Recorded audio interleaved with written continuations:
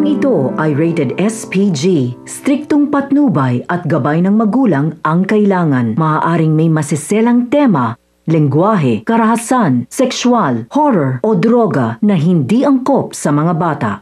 Napansin ni Marites na nag-iba ang mga kinikilos ni Lola Tinding.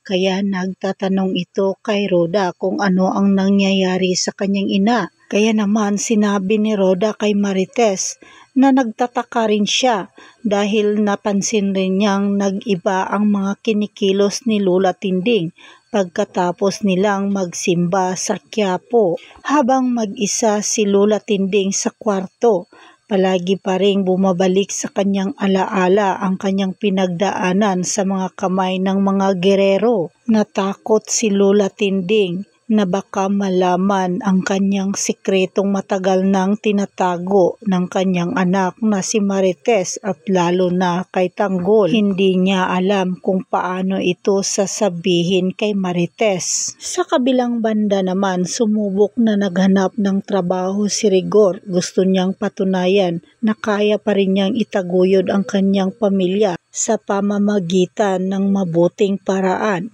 Ngunit nabigo itong si Rigor, hindi ito natanggap sa trabaho.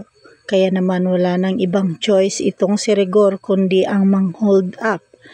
Tinakpan niya ang kanyang mukha at sumakay sa jeep. Hinold up ni Rigor ang mga pasaherong sakay ng jeep. Nagtagumpay nga itong si Rigor. Nakuha nga niya ang mga alahas sa mga pasahero at agad itong tumakas. Hanggang dito na lang po muna tayo mga kaibigan. Aabangan na lang po natin ang mga susunod pang mga kaganapan dito sa ating paboritong palabas na Batang Quiapo.